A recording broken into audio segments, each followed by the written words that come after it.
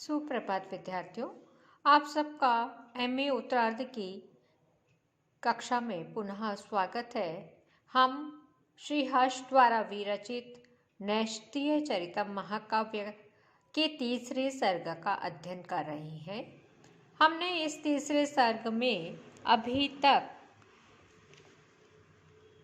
26 श्लोक पढ़ लिए हैं। आज हम 27वां श्लोक पढ़ने जा रहे हैं। श्लोक इस प्रकार है। स्वर्लोकस्माभिरितः प्रयातहि केलिषु तद्गान् गुणान् निपीय हा हेति गायन् दशोचि तेन नाम्ने हा हा हरिगायनो अभूत।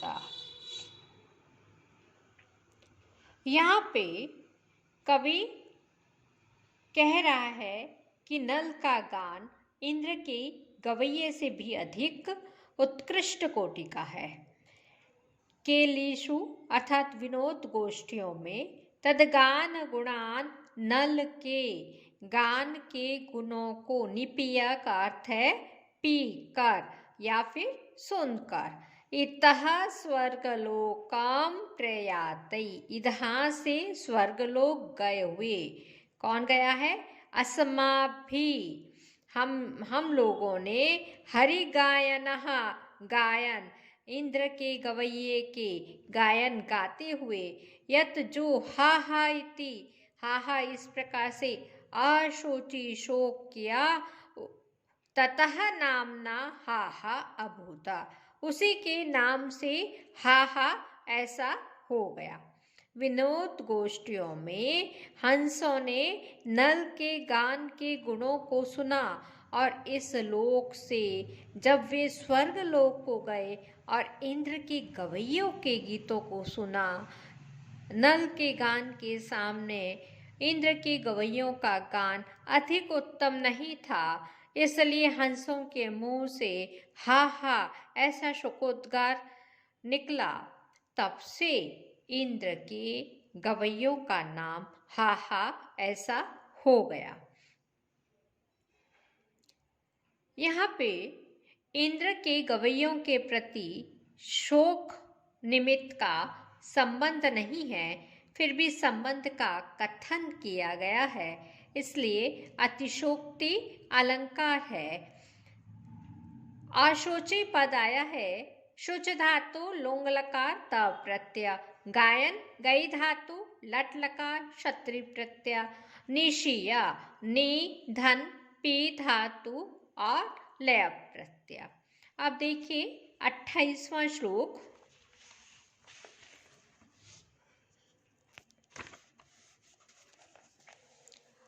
शृण्वन् सदारस्तदुदार भावम् हृष्यन् मुहुः लोम पुलोम जायः पुण्येन नालोक तनाक पालः प्रमोद वाष्पा आवृत नेत्र मालः।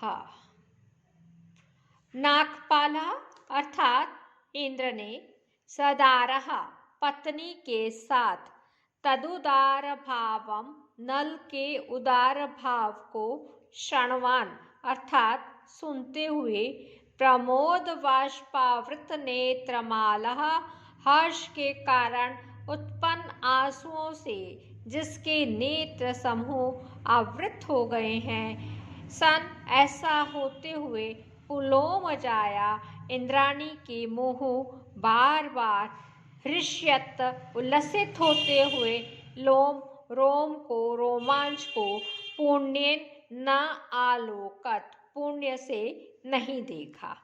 इंद्र ने पत्नी के साथ नल के उद्गार भाव को सुनते हुए हर्ष के कारण उत्पन्न आंसुओं से इतना हर्षित हुआ कि आंखों में आंसू आ गए, जिससे नेत्र समूह आवृत हो गया, दोनों आंखें भर आईं। ऐसा होते हुए इंद्राणी के बार बार उल्लसित हुए रोमांच को, जो इंद्राणी को रोमांच हुआ, उस रोमांच को पुण्य से नहीं देखा।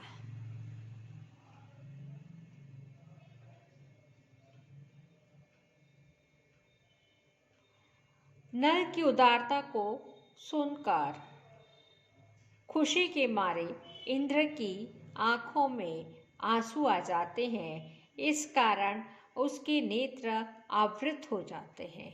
इंद्राणी भी नल के विषय में सुनती है और सुनने के कारण इंद्राणी के बार बार उल्लास के कारण रोमांचित हो जाती है और यह उनका पुण्य ही था कि इंद्र ने इस तरह से इंद्राणी को रोमांचित होते हुए नहीं देखा, क्योंकि इंद्र के नेत्र आंसुओं से आवृत थे।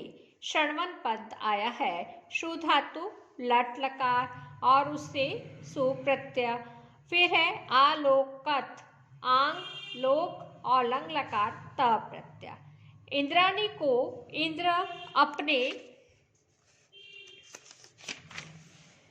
अपने आंखों में आंसू आ जाने के कारण तथा इंद्राणी के पुण्य योग के कारण रोमांचित नहीं देखा। इस प्रकार यहाँ हेतु का कथन होने से काव्यलिंग अलंकार है। नल के प्रति अभिलाषा के उदय के कारण भावोदय अलंकार है। दार दार लोम लोम तथा लोक लोक में यमक अलंकार है। अब आगे हम 29वां श्लोक पढ़ते हैं। सा अपीश्वरी शृण्वति तद्गुणौघान् प्रसह्य चेतो हर्तो अर्धशंभु अभूतपर्णांगुली रुदकर्णा कदा न कंडुयन् कैतवेन। ईश्वरी यानी महादेव के प्रसह्य बलात् चेतः चित्त को हरता हरण करने वाले गुणौघानः उस नल के गुणों के विषय में शृण्वन्ति सुनते रहने पर सा शंभु की अर्धांगिनी अपर्णा अर्थात पार्वती कदा कुंडयन कैतवेन खुजली करने के बहाने से, कैतवेन का अर्थ है बहाने से, अंगुली रुद्धकर्णा न अभूता उंगली में कान को बंद करने वाली नहीं हुई। महादेव जब चित्त को हरण करने वाले नल के गुण समूह के विषय में सुनते थे तो शिव की अर्धांगिनी पार्वती कभी खुजली के बहाने उंगली से कान को बंद करने वाली नहीं हुई। कहने का तात्पर्य है कि पार्वती भी नल के गुणों के वर्णन के समय कानों को बंद कर लेती थी। यहाँ पर कुंडयन प्रत्यय आया है, कंडू से यक प्रत्यय और भाव अर्थ में लय प्रत्यय लय, और यहाँ अपर्णा शब्द साभिप्राय प्रयुक्त होने के कारण परिकर अलंकार है और कुंडयन कैतवेन में अपनहुति अलंकार है। नल के बारे में प्रशंसा चल रही है। अब आगे का 30वां श्लोक जिसमें कहा जा रहा है कि सरस्वती भी नल के प्रति अनुरक्त थी। अलम सजन धर्म विधौ विधाता ऋणाधि मौनस्य मिशेन वाणीं तत्कंठ मालिंग्य रसस्य तृप्ता न वेद ताम वेद जर स वक्रामः। विधाता अर्थात ब्रह्मा जी धर्म विधौ धर्म के आचरण में, अलम अत्यधिक, सजन आसक्त होती हुई, वाणी को, मौनस्य मौन के, मिशेन बहाने से, ऋणद्धि रोकते हैं, किंतु वेद जड़ः वेद का पाठ करने में जो जड़ है वह ब्रह्मा ताम व उस वाणी को कंठम, नल के कंठ को, आलिंग्य, आलिंगन कर, रसस्य तृप्ताम, अनुराग से संतुष्ट, श्रृंगार आदि रस से संतुष्ट, वक्राम, प्रतिकूल, वक्रोक्ति अलंकार से युक्त न वेद नहीं जानते हैं।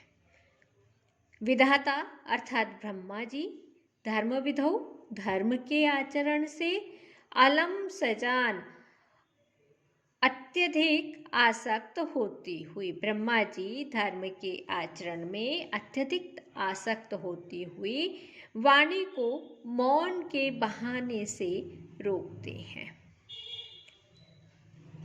वेद जड़, और किंतु वेद का पाठ करने से जो जड़ है, स ब्रह्मा, वह ब्रह्मा, ताम, तत्त कंठम, उस वाणी को, नल के कंठ को, आलिंग्य, आलिंगन कर, रसस्य तृप्ताम, अनुराग से संतुष्ट, श्रृंगार आदि रस से संतुष्ट, वक्राम, वक्रोक्ति अलंकार से युक्त न वेद नहीं जानते हैं।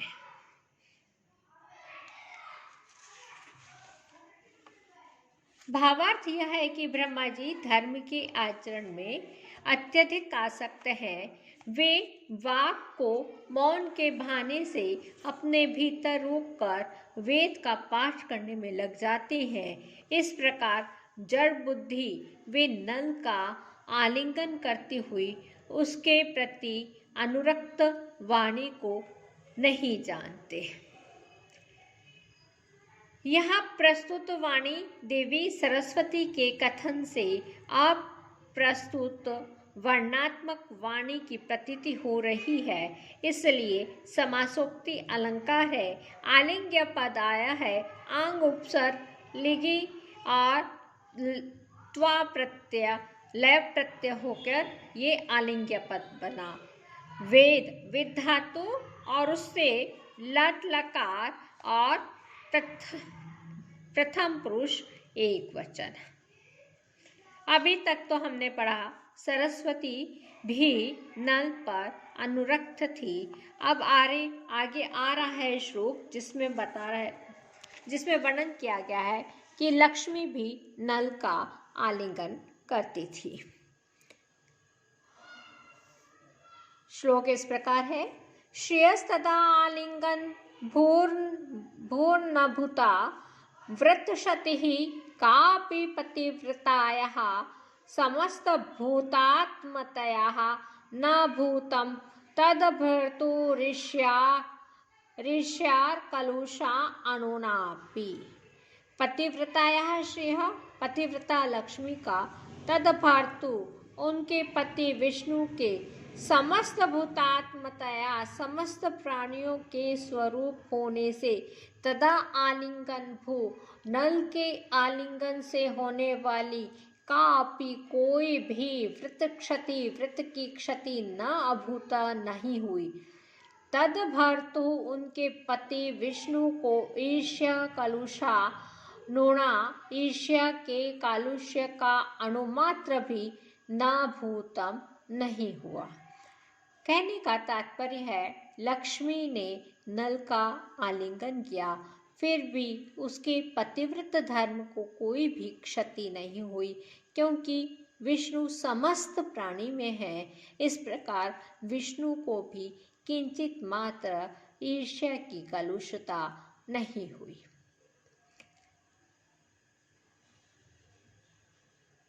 यहाँ पर भूतम पद आया है, भू धातु से भाववाच्य में त प्रत्यय भूता बन गया। आत्मता आत्मन पद तल प्रत्यय टाप हुआ, तब आत्मता बनता है। इस पद्य में वृतभंग तथा ईर्ष्या न होने से विष्णु का सर्व प्राणी महत्व कारण बताया गया है, इसलिए यहाँ पर काव्यलिंग अलंकार है। आज हम यहीं तक पढ़ते हैं। सर्वे भवन्तु सुखिनः, सर्वे सन्तु निरामया, सर्वे भद्राणि पश्यन्तु, मा कश्चित् दुःखभाग् भवेत्। ओम शांति शांति शांति। धन्यवाद।